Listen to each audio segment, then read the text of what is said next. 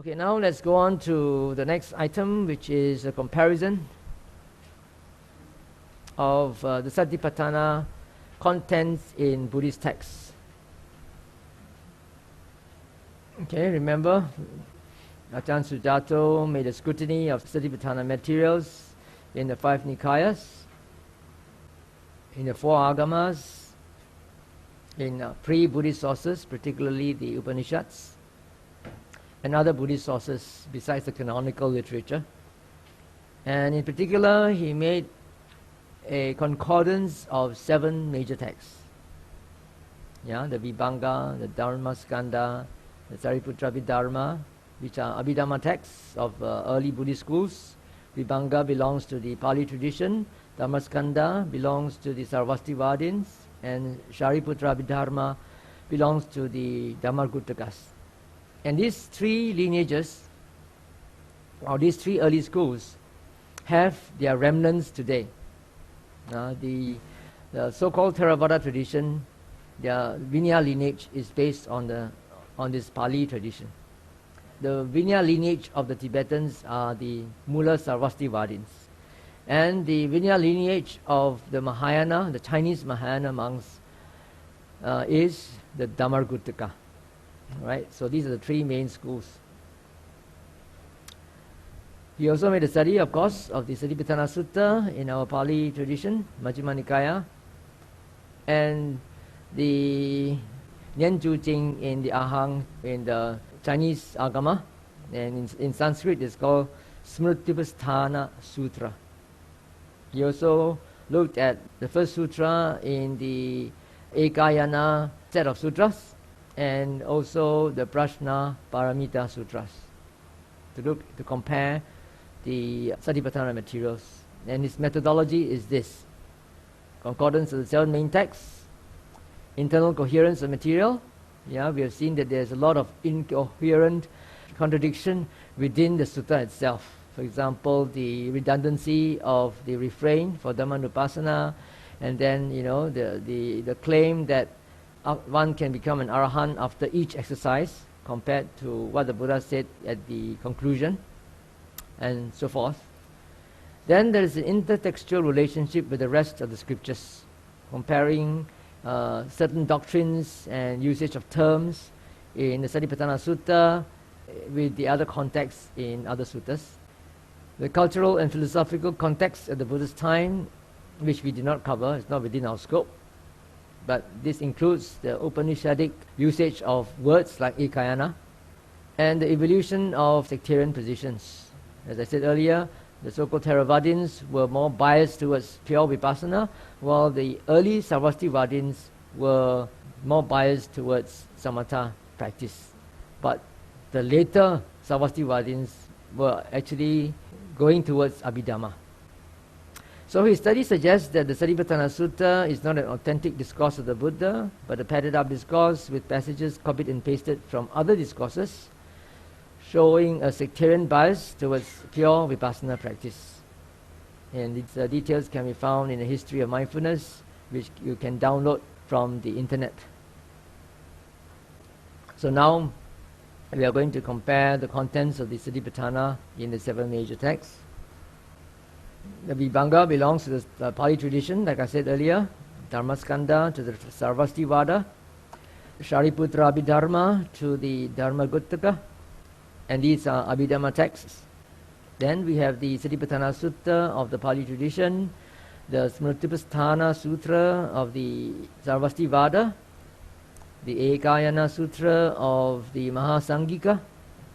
The Mahasangikas are supposed to be the precursors of the Mahayana, and they were supposed to be the first sect, the first school that was formed after the initial schism that was supposed to have occurred about 50 years after the second Sanghiti. Then the Prajna Paramita Sutra, also from the Mahasangikas. Alright, so try to remember these initials on the left, the abbreviations, because I'm going to tabulate the differences. In the contemplation of body, Kayanupassana, Arjan Sujato has actually tabulated or identified certain elements a whole range of elements that can be found in the text. So he has compiled all these together. This is the first set with respect to the body. 4 postures: clear knowing, cut off thoughts, suppressed thoughts, breathing, 4 jhana, similes, perception of light. In the Vibhanga, now you might be wondering why Arjan Sujato is using the Abhidharma text. Because in the course of his studies, he found out that actually the Vibhanga is the book of analysis. The structure of the Vibhanga is that it will take a sutta and then analyze the sutta according to Abhidharma analysis and Suttanta analysis. Which means to say that the sutta that it is citing is what it has at that time. In the Vibhanga, there is one Satipatthana Sutta that the Vibhanga uses to analyze according to the Abhidharma and according to the Sutta. And its contents are different from our current Satipatthana. And the Vibhanga is the earliest Abhidharma text. So Arjan Sujato came to this conclusion that the present Satipatthana that we have in Majjhima Nikaya was rigged up or composed much later than the sutta that the Vibhanga had at that moment when it used it to analyze. Right? So that's why he is trying to compare the contents of the Satipatthana Sutta in the Vibhanga with that of our present Majjhima Nikaya. Right? So you see that in the Vibhanga, none of these are there. Right? In the Dhammaskanda, none of these are there. But in the Sariputta Abhidharma, which is from the Dhammargutakas, we have 4 postures, clear knowing, and breathing. And then in the Pali Satipatthana, of course, we have these as well. But look at the arrangement. Arrangement is different, right? Ours starts with breathing, goes to 4 postures, and then clear knowing. Whereas they start from 4 postures, going to clear knowing, and then to breathing, which seems to be more reasonable because it starts from something gross to something more subtle, right?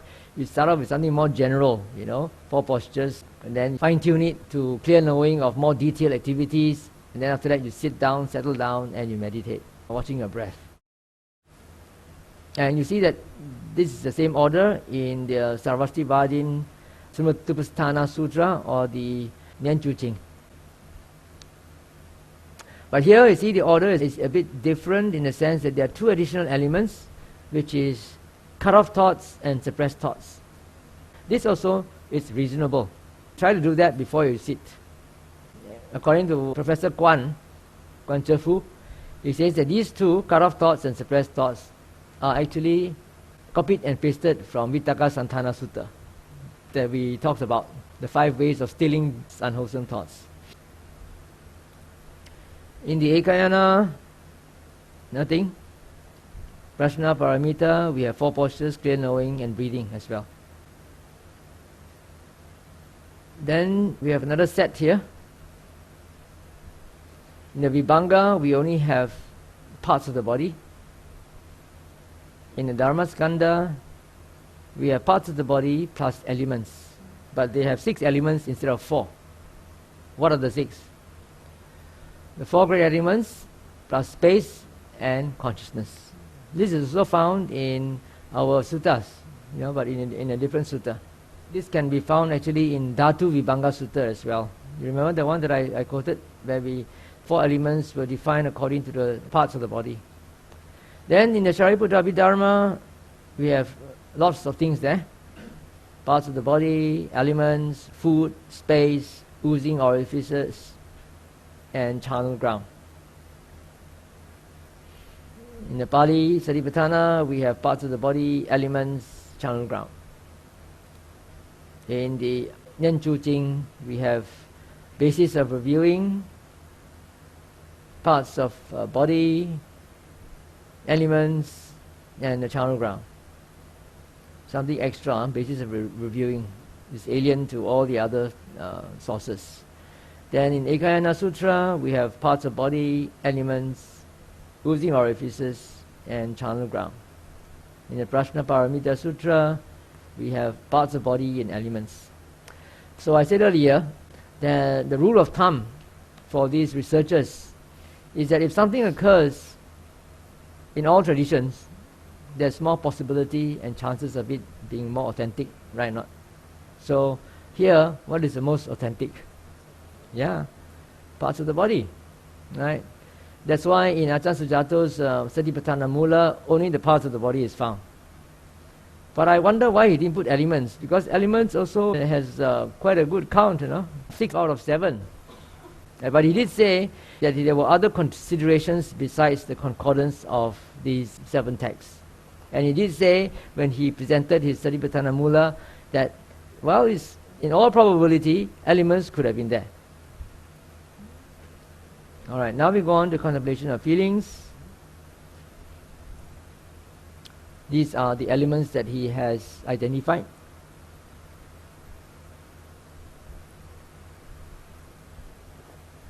And let's see what we have. The Dhammaskandha has got bodily and mental, sensual and non-sensual. Well, we don't know how different is that from carnal and spiritual. It's strange that in our Vedana there was no distinction between bodily and mental feelings, which I pointed out, right? And there are actually bodily feelings as well as mental feelings. In the Sariputta Abhidharma, there's just 2, which is the same as our Pali Satipatthana. And in the Nyenchu Ching, again, there's an extra bodily and mental, and sensual and not sensual. Ekayana, only 2, pleasant, painful, neutral, and no mixed feeling. Yeah, that one looks like a bit strange also. Prajna Paramita, nothing. So here, the most obvious one is the first line, right? Which is pleasant, painful, or neutral or not neutral. The next one is contemplation of mind. He has identified these elements, with or without lust, with or without anger, with or without delusion, defiled or undefiled, with or without affection, with or without attainment, with or without confusion. In the Vibhanga, we have the first 3 pairs. Same for the Dharmaskandha, same for the Sariputta Abhidharma, same for the Pali Satipatthana. There's one additional one for the Nyenchu Ching, which is defiled and undefiled. And then the Ekayana has got 3 extra ones at the bottom, with or without affection, with or without attainment, with or without confusion. Prajna Paramita has nothing. So here you can see that the first 3 pairs are the most common. There is a continuation of the elements for contemplation of mind. Vibhanga has contracted and scattered, exalted and unexalted. Dhammaskandha has contracted and scattered, slothful and energetic, plus small or great. Sariputta Abhidharma has the first one. It has exalted or unexalted, surpassed or not surpassed. Pali Satipatthana has the same as the Sariputta Abhidharma. Nyenchu Ching is a bit different. It has the first one, but no exalted and unexalted, but small and great instead, and lower and higher. But these may be just different ways of translating the same thing. Ekayana has the first one, universal, not universal, exalted, not exalted, surpassed, not surpassed. Prajna Paramita doesn't have anything. So the first one is the most common. He has also included exalted, unexalted, small, great, because he feels that they are actually the same thing using different translations. For information, most of these non-Pali materials are not found in Sanskrit anymore. They are all Chinese. The Sanskrit words are just reconstructions, because the Sanskrit documents and manuscripts have been burnt or disappeared, burnt by the Muslims or disappeared somehow, only left the Chinese translations. So they tried to reconstruct it into Sanskrit, and it may not really be so. The last one, surpassed or not surpassed, lower or higher. I don't know why he probably feels that lower and higher and surpassed and not surpassed are similar, different words used to explain the similar idea. But still, it's only 4 out of 7, right? Whereas enlightenment is 6 out of 7. Then contemplation of mind, again, develop or not develop, distracted, not distracted, quiet, not quiet, composed, not composed, released, not released. Vibhanga has the bottom 2, composed or not composed, released or not released. Dhammaskanda has got all of them. It's got distracted, not distracted, quiet, not quiet, composed, not composed, released, not released, and developed, not developed. Sariputta Abhidharma has just the bottom 2. The Pali Satipatthana has the bottom 2. The Nyanchu Jing has the bottom 2 plus develop or not develop. Ekarana has the bottom 2. Prashna Paramita doesn't have anything. So he looks at the last 2 included in his Satipatthana Mula.